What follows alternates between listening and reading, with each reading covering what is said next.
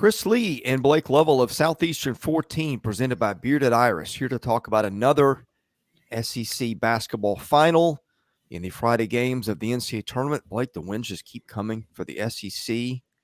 I'll tell you what, I think Auburn looked about as good as any team in the league has looked so far in this tournament. Wendell Green was fantastic down the stretch. John Broome was fantastic start to finish. And Auburn, I thought, started to look more like the team we thought we'd see before the season. Well, yes. I mean, anytime Auburn hits 7 threes in a half, you can consider that a big win. And I guess they did that in this game, right? They hit 7 in the second half. I think they hit 1 in the first half. Yeah, I mean, we say this about all the SEC teams, not named Alabama or Missouri, right? It's if you can just add that element to your game, it makes everything else so much easier. And we just talked about how the SEC has been the worst shooting league, and you just got a lot of teams that have just been inconsistent, making jump shots on the perimeter. And when you can do that, I mean, look what happens, right? It can change the game so quickly, and that's exactly what happened here. I mean, they had 15 straight points on threes. So I mean, that's not what you expect from Auburn, but they knocked down the shots. And hey, if they can get to the free throw line, make 8 threes, shoot a pretty good percentage overall, and they're gonna beat some people. Yeah, and that's just not what we've seen consistently, during kind of that stretch towards the end of the season where they struggled a bit. We talked about Iowa on the other side. I mean, I'd have to look at the numbers, but I mean, Chris Murray really didn't do a whole lot. I guess really until the second half, right? Like, I mean, that was kind of he scored some. I don't have the numbers, the splits for the first and second half in front of me, but I mean, he didn't really. He's 3-11 from 3.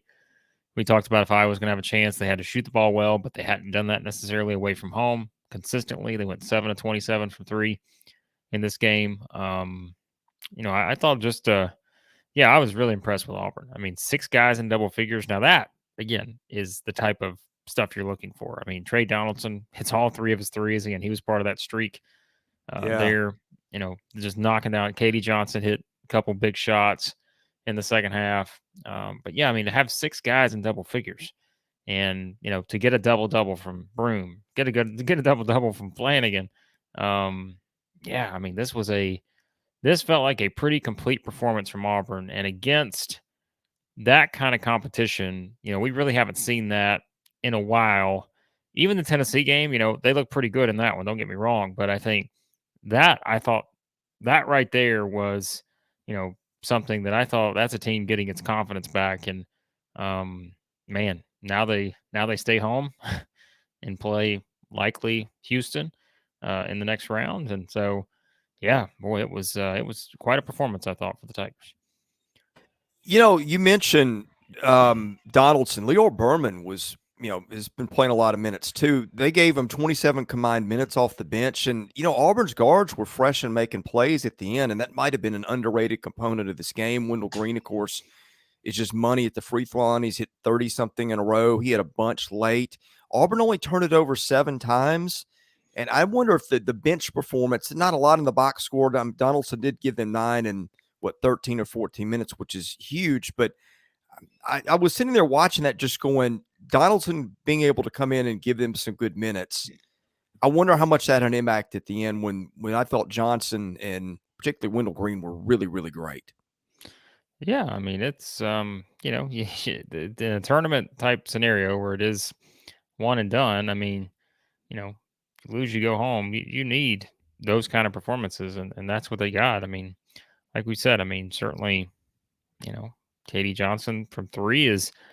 I mean, let's think about this too. Not to get off the previous point, but like we said, you look at Auburn's numbers overall. For the entire season, they haven't been great from 3, but we've talked about it. You look down the stretch here. I mean, they've started to hit some shots, and I think that's just a big part of it, right? And it hasn't always equated to success, but if you just look at the games they've won, look at the last 5 games they've won this season. They beat Georgia. They went 9 of 25 for 36% from 3. They blew out Missouri 9 of 18 for 50% from 3. Beat Ole Miss 6 of 17, 35% from 3. beat Tennessee 8 of 22, just like they were in the Iowa game. So they're both the same, 8 of 22 in both games, 36.4% from three. So like that's giving them a boost. Like I said, that makes the game so much easier. And I don't think it's a coincidence that when they're able to knock down some shots, now of course they had that great shooting performance at Alabama and they still lost that one, but that's Alabama. And even that may not be enough going 12-20 there. But if you can get Donaldson coming off the bench hitting shots, if you can get KD Johnson to give you a couple threes a game, I mean, look, that let's be honest, like that's going to be the formula against Houston because I'm going to look up Houston's numbers right now and I know what they look like off the top of my head, but I'm going to give you the specifics. Defensively, Houston is 27.8% in 3-point defense. That's second in the country. Guess what they are in 2-point defense? 43.1% for fourth in the country. Like they are going to defend. So, and we'll talk about that game in the preview video we do tomorrow. But so I think that is a formula for success. You've got to be able to knock down shots. And I think for Auburn, we've started to see that trend where they are starting to make more shots down the stretch, specifically from three. But to do it in this game, they had to have it.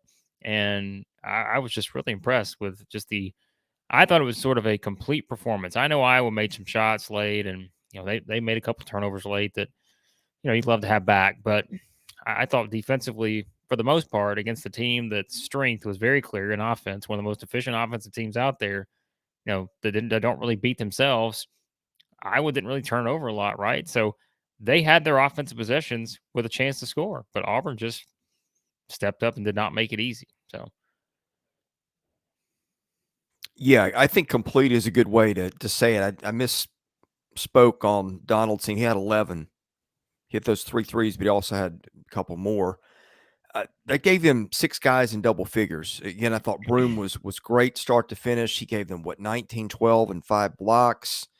Jalen Williams gives them 11 points despite being in foul trouble. Complete, I think, is the best way to put it. Which brings us to Houston, and I know you spoke to that earlier. We'll hit it on the full preview, but Auburn playing at Neville Arena North. Houston with its best player having suffered a groin injury. But stranger stuff's happened. But playing, yeah. Okay. I haven't seen that yet. Yeah. We're saying that right now. Right now, they're up 1 midway through the first half. So let's not get too far ahead of ourselves. We were starting talking about Arizona in the Missouri video, and look what happened there. But that's true.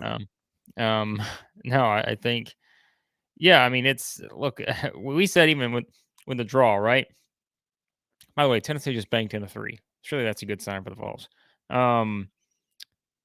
But on the Auburn front, we talked about with the draw. We said, look, yeah, you're in Birmingham, and people complain about it all they want, but like the bracket is what it is now, and you win this first game, all of a sudden you got your confidence, right? Like all of a sudden a team that's lost 9 of 13 coming into this thing, lost that game to, Arkansas in the SEC tournament.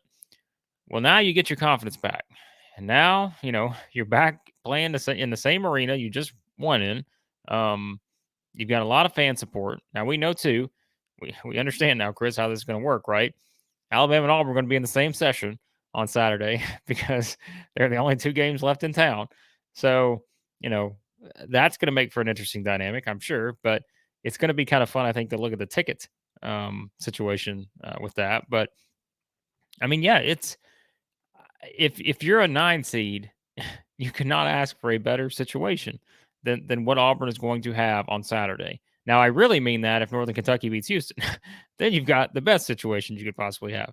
But we're far from doing that. Like I said, we're only a fourth of the game through here, and even though it's a 1-point game, we don't get ahead of ourselves on this video. But yeah, so I think more than anything, it's just seeing what you got from all the guys that stepped on the floor tonight. If you're Auburn and Bruce Pearl, and really having confidence in that. You've got some guys now that are feeling it. They, the mojo, Chris, they've got it right now. 6 guys stepped up in double figures.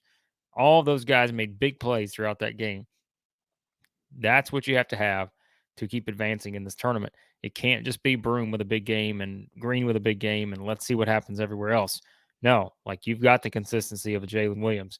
We talked about when Flanagan's scoring points, hey, that makes them so much better, and he's doing that more consistently now.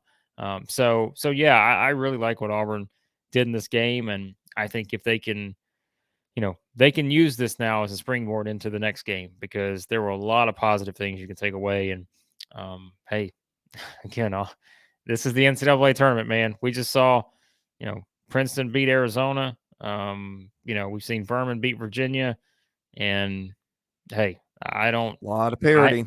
I don't discount Bruce Pearl's ability to put his guys in position to have a chance to beat potentially the top overall seed should Houston advance. So Well, they put themselves in position to be in position. that's for right. That. That's all you got to do. That's all Auburn could do tonight. That's all you got to do, man. All right. When Auburn plays Houston, presuming Houston gets past Northern Kentucky, we'll be here to tell you about it. We'll be here to preview that game, whoever Auburn's got next.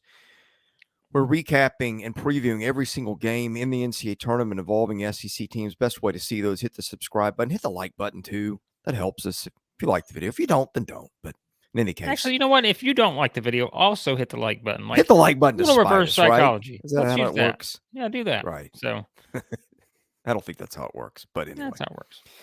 All right, we'll take whatever you can give us. He's Blake Lovell. I'm Chris Lee. We're Southeastern 14, presented by Bearded Iris. We'll see you again soon.